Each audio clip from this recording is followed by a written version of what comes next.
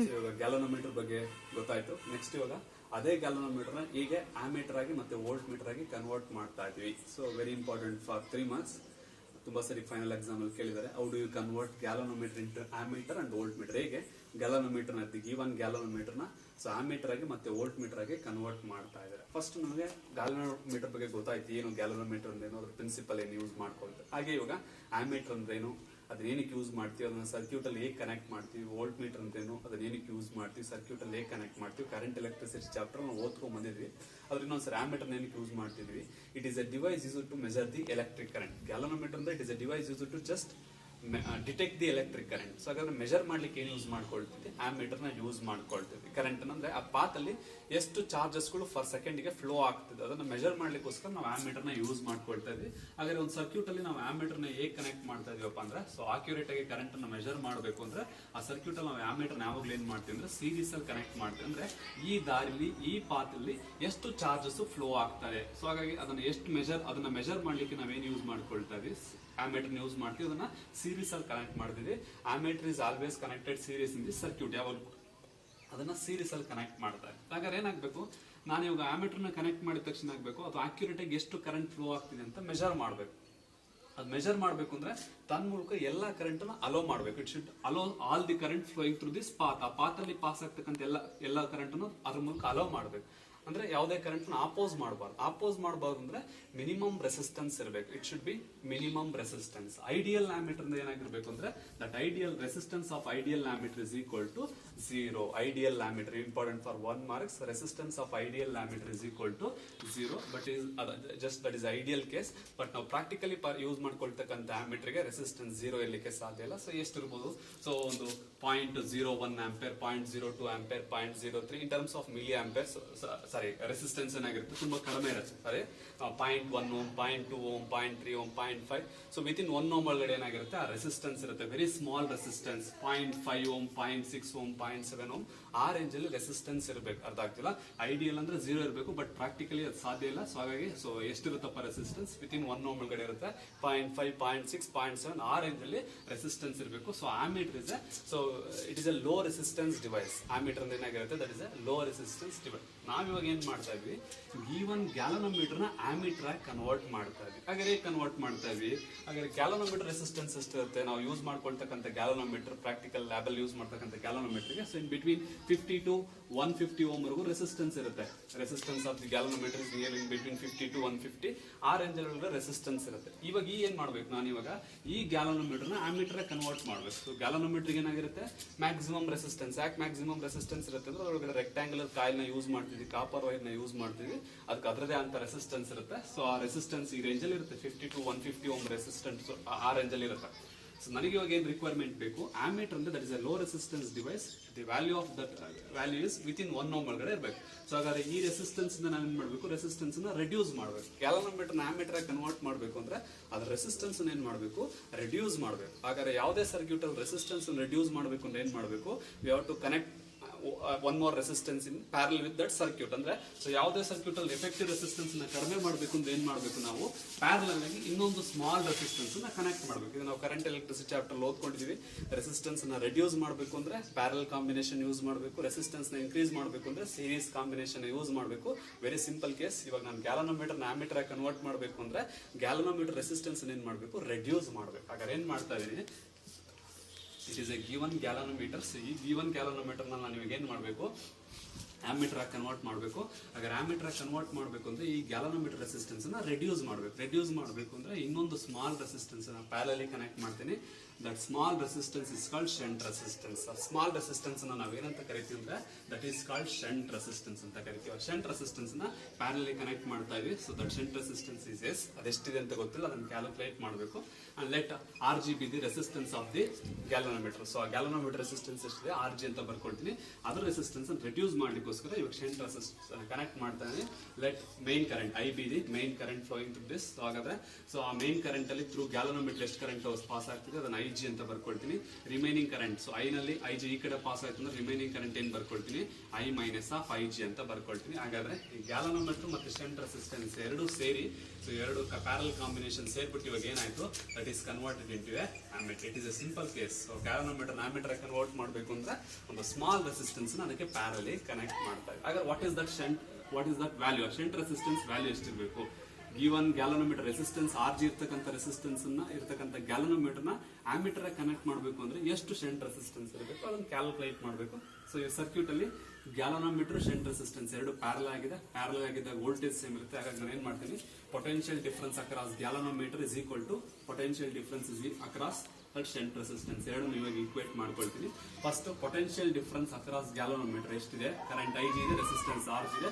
So IG into RG it gives the potential drop across the galvanometer. That is equal to ಯಾವುದಕ್ಕೆ equal ಆಗಬೇಕು, potential drop across shunt resistance ಎಷ್ಟಿದೆ, resistance ಎಷ್ಟಿದೆ, current I minus IG ಇದೆ. Therefore ಏನ್ ಬರ್ಕೊಳ್ತೀನಿ, I minus IG into resistance S.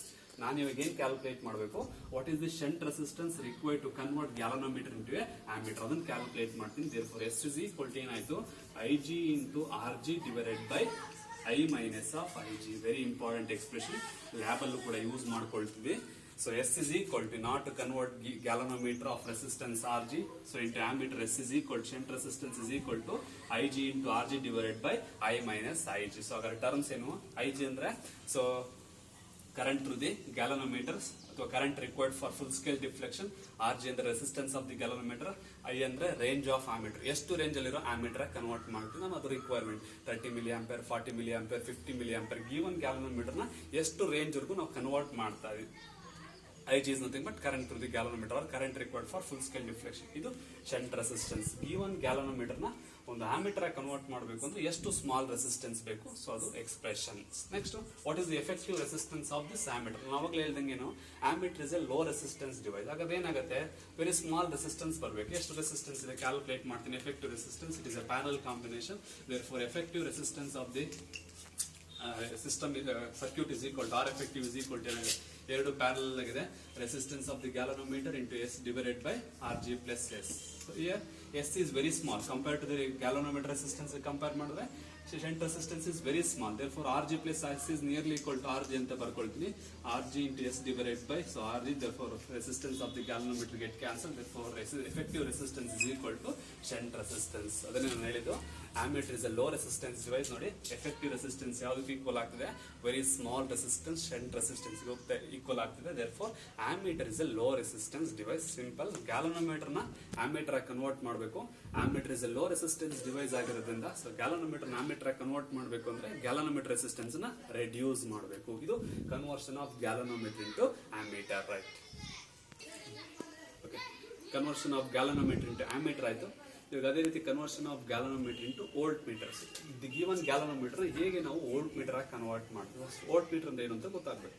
Volt meter is a device used to measure the potential difference across the circuit. ಯಾವುದೇ circuit ಅಲ್ಲಿ ಎಷ್ಟು voltage ಇದೆ ಅಥವಾ ಎಷ್ಟು ಪೊಟೆನ್ಶಿಯಲ್ ಡಿಫರೆನ್ಸ್ ಇದೆ ಅಂತ ಮೆಜರ್ ಮಾಡ್ಲಿಕ್ಕೋಸ್ಕರ ವೋಲ್ಟ್ ಮೀಟರ್ ನ ಯೂಸ್ ಮಾಡ್ಕೊಳ್ತಾ ಇದ್ದೀವಿ. ಸೊ ಆ ಮೀಟರ್ ನ ಕನೆಕ್ಟ್ ಮಾಡ್ತೀವಿ ಕರೆಂಟ್ ಅನ್ನು ಮೆಜರ್ ಮಾಡ್ಲಿಕ್ಕೋಸ್ಕರ. ಯಾವಾಗಲೂ ಕೂಡ ಸರ್ಕ್ಯೂಟ್ ಅಲ್ಲಿ ಸೀರೀಸ್ ಅಲ್ಲಿ ಕನೆಕ್ಟ್ ಮಾಡ್ತೀವಿ. ಅದೇ ವೋಲ್ಟ್ ಮೀಟರ್ ಯಾವ ರೀತಿ ಕನೆಕ್ಟ್ ಮಾಡ್ತೀವಿ, ಪೊಟೆನ್ಶಿಯಲ್ ಡಿಫರೆನ್ಸ್ ಅಂದ್ರೆ ಅಕ್ರಾಸ್ ದಿ ಎಂಡ್ಸ್ ಅಲ್ಲಿ ನಾವು ಮೆಜರ್ ಮಾಡೋ ಕಾರಣ ಏನಾಗಿರುತ್ತೆ ಅಂದ್ರೆ, ಸೊ ಯಾವುದೇ ಒಂದು ಗಿವನ್ ಸರ್ಕ್ಯೂಟ್ ಅಲ್ಲಿ ನಾವು ವೋಲ್ಟೇಜ್ ನ ಮೆಜರ್ ಮಾಡಬೇಕು ಅಂದ್ರೆ ಆ ವೋಲ್ಟ್ ಮೀಟರ್ ಯಾವಾಗಲೂ ಏನ್ ಮಾಡ್ತೀವಿ ಅಂದ್ರೆ ಅಕ್ರಾಸ್ ದಿ ಎಂಡ್ಸ್ ಗೆ ಈ ರೀತಿ ಪ್ಯಾರಲಲ್ಲಿ ಕನೆಕ್ಟ್ ಮಾಡ್ತಾ ಇದ್ದೀವಿ. Voltmeter is always connected parallel to the circuit. Circuit ಅಲ್ಲಿ ಯಾವಾಗಲೂ ಕೂಡ ಪ್ಯಾರಲಲ್ಲಿ ಕನೆಕ್ಟ್ ಮಾಡ್ತಾ ಇದೀವಿ. ಯಾವುದೇ ಒಂದು ಸರ್ಕ್ಯೂಟ್ ಅಲ್ಲಿ ವೋಲ್ಟೇಜ್ ನ ಮೆಜರ್ ಮಾಡಬೇಕು ಅಂದ್ರೆ ಆ ವೋಲ್ಟ್ ಮೀಟರ್ ನ ಪ್ಯಾರಲಲ್ಲಿ ಕನೆಕ್ಟ್ ಮಾಡ್ತಾ ಇದೀವಿ. ಸೊ ಇವಾಗ ಈ ವೋಲ್ಟ್ ಮೀಟರ್ ಕ್ಯಾರೆಕ್ಟರಿಸ್ಟಿಕ್ಸ್ ಏನಪ್ಪಾ ಅಂದ್ರೆ, it should draw very less currents. ಅಂದ್ರೆ ನಾನು ಅಕ್ಯುರೇಟ್ ಆಗಿ ಈ ಎಂಡ್ಸ್ ಅಲ್ಲಿ ಪೊಟೆನ್ಶಿಯಲ್ ಡಿಫರೆನ್ಸ್ ಎಷ್ಟಿದೆ ಅಂತ ಮೆಜರ್ ಮಾಡಬೇಕು ಅಂದ್ರೆ ಇದು ಮೂಲಕ ಯಾವುದೇ ಕರೆಂಟ್ ಫ್ಲೋ ಆಗಬಾರ್ದು. It should draw very less current, very small current ಅನ್ನ ಮಾತ್ರ ಡ್ರಾ ಮಾಡಬೇಕು. ಅಥವಾ ಐಡಿಯಲ್ ವೋಲ್ಟ್ ಮೀಟರ್ ಅಂದ್ರೆ ಇದ್ರ ಮೂಲಕ ಯಾವುದೇ ಕರೆಂಟ್ ಅನ್ನ ಅದು ಪಾಸ್ ಮಾಡಬಾರ್ದು, ಅಲೋ ಮಾಡಬಾರ್ದು. ಅಂದ್ರೆ ರೆಸಿಸ್ಟೆನ್ಸ್ ಯಾವುದೇ ಕರೆಂಟ್ ಅನ್ನ ಅದು ಅಲೋ ಮಾಡಬಾರ್ದು. ಅಂದ್ರೆ ರೆಸಿಸ್ಟೆನ್ಸ್ ಏನಾಗಿರಬೇಕು, resistance should be infinity, infinite resistance ಇರಬೇಕು. ಆದ ಕಾರಣ volt meter is A high resistance device. ammeter is a low resistance device, whereas voltmeter is a high resistance device. For ideal voltmeter, resistance should be infinity. Ideal ammeter resistance should be 0. Voltmeter difference ಬಿಡ್ತಾರೆ. Mention the difference between ammeter and volt meter ನೆನ್ಪಿಟ್ಕೊಂಡಿರ್ಬೇಕು. So ಹಾಗೆ so voltmeter ಏನಾಗಿರ್ಬೇಕು ಅಂದ್ರೆ ideal voltmeter ಅಂದ್ರೆ infinite resistance ಇರಬೇಕು. But infinite ಇಲ್ಲಿ ಸಾಧ್ಯ ಇಲ್ಲ. ನಾವು ಪ್ರಾಕ್ಟಿಕಲಿ ಯೂಸ್ ಮಾಡ್ತಕ್ಕಂಥ ವೋಲ್ಟ್ ಮೀಟರ್ ರೆಸಿಸ್ಟೆನ್ಸ್ ಏನಾಗಿರುತ್ತೆ in the order of 4000, 5000, 6000 in terms of kilo ohms ಅಲ್ಲಿ ಇರುತ್ತೆ.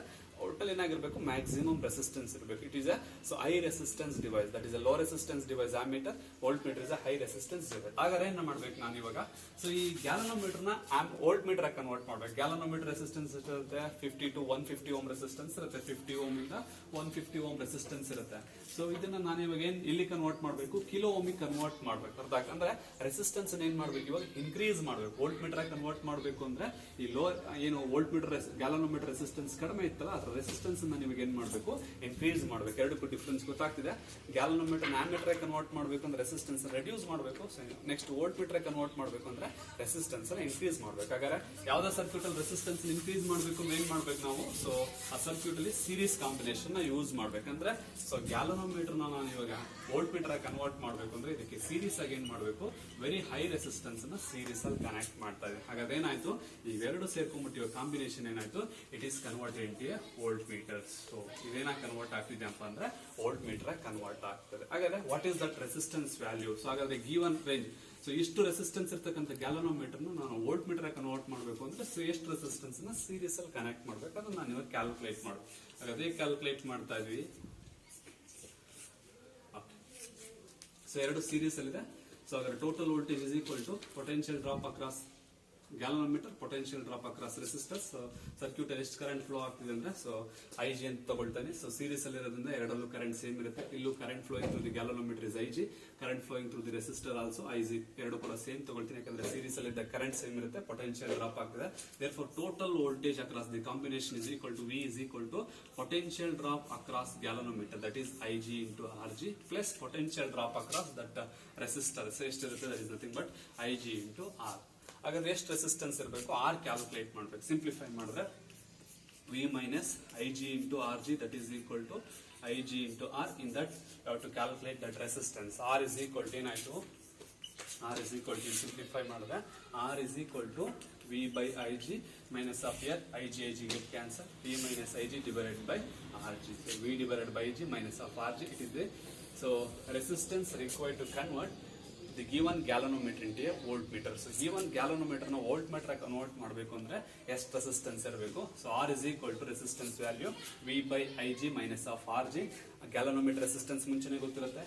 It V is the range of voltmeter. ಎಷ್ಟು ರೇಂಜ್ ಅಲ್ಲಿರೋ ವೋಲ್ಟ್ಮೀಟರ್ ಕನ್ವರ್ಟ್ ಮಾಡ್ತಾ ಇದೀವಿ. So 10 volt, 20 volt, 30 volt, 5 volt. So ಎಷ್ಟು ರೇಂಜ್ ಅಲ್ಲಿರೋ ವೋಲ್ಟ್ಮೀಟರ್ ಕನ್ವರ್ಟ್ ಮಾಡ್ತಾ ಇದೀವಿ. IG is the current required for full scale deflection. It is also very important formula. Lab ಅಲ್ಲೂ ಕೂಡ ಯೂಸ್ ಮಾಡ್ಕೊಳ್ತಾ ಇದೀವಿ. R is equal to V by IG minus of RG. So ಹಾಗಾದ್ರೆ so it is a sensitive device. So per unit voltage ಎಷ್ಟು deflection produce ಆಗ್ತಿದೆ ಅಥವಾ per unit current ಗೆ ಎಷ್ಟು ಡಿಫ್ಲೆಕ್ಷನ್ ಪ್ರೊಡ್ಯೂಸ್ ಆಗ್ತಿದೆ, that is called only definitions use ಮಾಡ್ಕೊಳ್ತೀವಿ. Two terms use ಮಾಡ್ಕೊಳ್ತೀವಿ, ಒಂದು ಕರೆಂಟ್ ಸೆನ್ಸಿಟಿವಿಟಿ ಮತ್ತೆ ಇನ್ನೊಂದು ವೋಲ್ಟೇಜ್ ಸೆನ್ಸಿಟಿವಿಟಿ. ಇವಾಗ ಕನ್ವರ್ಷನ್ ಗೊತ್ತಾಯ್ತು, conversion of galvanometer into ammeter and volt meter. ಇವಾಗ ಎರಡು ಡೆಫಿನೇಷನ್ಸ್ ಬರುತ್ತೆ, ಟರ್ಮ್ಸ್ ಬರುತ್ತೆ, current sensitivity and voltage sensitivity. Current sensitivity ಅಂದ್ರೆ deflection per unit current. So per unit current ಗೆ ಎಷ್ಟು ಡಿಫ್ಲೆಕ್ಷನ್ ಪ್ರೊಡ್ಯೂಸ್ ಆಗ್ತಿದೆ, pi is the deflection per unit current. Per unit current ಗೆ ಎಷ್ಟು ಡಿಫ್ಲೆಕ್ಷನ್ ಪ್ರೊಡ್ಯೂಸ್ ಆಗ್ತದೆ, that is called current sensitivity. Amount of deflection producer per unit current. So pi divided by I. Pi is equal to, already ನಾನು formula equation derive ಮಾಡಿದೆ. Pi is equal to ಏನ್ formula, Pi is equal to NAB divided by K into I. So yes, substitute ಮಾಡಿದ್ರೆ current per unit deflection is equal to, so that is current sensitivity is equal to ಏನಾಗುತ್ತೆ, NAB divided by K ಬರ್ತಾ ಇದೆ. So divided by I ಇದೆ. So I get cancel, already I ಇದೆ. So therefore current sensitivity is equal to pi by I is equal to NAB divided by K ಬರ್ತಾ ಇದೆ. ಹಾಗಾದ್ರೆ per unit current ನಾವು deflection increase ಮಾಡಬೇಕು ಅಂದ್ರೆ ಏನ್ ಮಾಡಬೇಕು ಅಂದ್ರೆ ಕರೆಂಟ್ ಸೆನ್ಸಿಟಿವಿಟಿನ ಇನ್ಕ್ರೀಸ್ ಮಾಡಬೇಕು. ಡಿಫ್ಲೆಕ್ಷನ್ ಪರ್ ಯೂನಿಟ್ ಕರೆಂಟ್ ಗೆ ಇನ್ಕ್ರೀಸ್ ಮಾಡಬೇಕು ಅಂದ್ರೆ ಏನೇನು ಇನ್ಕ್ರೀಸ್ ಮಾಡಬೇಕು, ಒಂದು ನಂಬರ್ ಆಫ್ ಟರ್ನ್ಸ್ ಇನ್ಕ್ರೀಸ್ ಮಾಡಬೇಕು, ಅಥವಾ area of the coil increase ಮಾಡಬೇಕು, ಅಥವಾ ಮ್ಯಾಗ್ನೆಟಿಕ್ ಫೀಲ್ಡ್ ಇನ್ಕ್ರೀಸ್ ಮಾಡಬೇಕು. Directly proportional to number of turns, area of the coil directly proportional to magnetic field, ಅಥವಾ inversely proportional to where K is restoring torque per unit twist. ಆ spring in ಏನ್ ಮಾಡಬೇಕು, restoring torque ನ ನಾವು ಕಡಿಮೆ ಮಾಡಬೇಕು. ಇದು current sensitivity. Similarly voltage sensitivity, similar definition. Voltage sensitivity ಅಂದ್ರೆ deflection produced per unit voltage. Per unit ವೋಲ್ಟೇಜ್ಗೆ ಆ ಗ್ಯಾಲೋಮೀಟರ್ ಎಷ್ಟು ಡಿಫ್ಲೆಕ್ಷನ್ಸ್ ಪ್ರೊಡ್ಯೂಸ್ ಆಗ್ತದೆ. ಹಾಗಾದ್ರೆ ಹೇಗೆ ಡಿಫೈನ್ ಮಾಡ್ತೀವಿ? That is pi by V is equal to, pi ಅಂದ್ರೆ ಗೊತ್ತಿದೆ, pi is equal to NAB divided by K into I divided by voltage is nothing but ohm's law ಪ್ರಕಾರ ಏನಾಗುತ್ತೆ, V is equal to I into R, where I get cancelled. Therefore, voltage sensitivity is equal to pi by V is equal to NAB divided by K into R. Extra term ಏನ್ ಬರ್ತದೆ ಅಂದ್ರೆ resistance of the coil ಬರ್ತಾರೆ. ಹಾಗಾದ್ರೆ voltage ಸೆನ್ಸಿಟಿವಿಟಿನ increase ಮಾಡಬೇಕು ಅಂದ್ರೆ similar term, number of turns increase ಮಾಡಬೇಕು, area of the coil increase ಮಾಡಬೇಕು, magnetic field increase ಮಾಡಬೇಕು, ಅಥವಾ inversely proportional to restoring torque per unit piston decrease ಮಾಡಬೇಕು, ಅಥವಾ ರೆಸಿಸ್ಟೆನ್ಸ್ ಆಫ್ ದಿ ಕಾಯಿಲ್ ನ ಡಿಕ್ರೀಸ್ ಮಾಡಬೇಕು. Very simple definitions. Current sensitivity and voltage sensitivity. So deflection produced per unit current. Deflection voltage sensitivity is deflection produced per unit voltage. So edukku difference. So illi extra term inversely proportional to resistance bartade. So istu conversion of galvanometer. It is about all about galvanometer. Galvanometer ಅಂದ್ರೆ ಏನು? What is the principle of the galvanometer? How do you convert galvanometer into ammeter and voltmeters? Next, current sensitivity and voltage sensitivity for 2 marks or 1 mark definition ಕೇಳ್ತಾರೆ. What is current sensitivity or what is voltage sensitivity?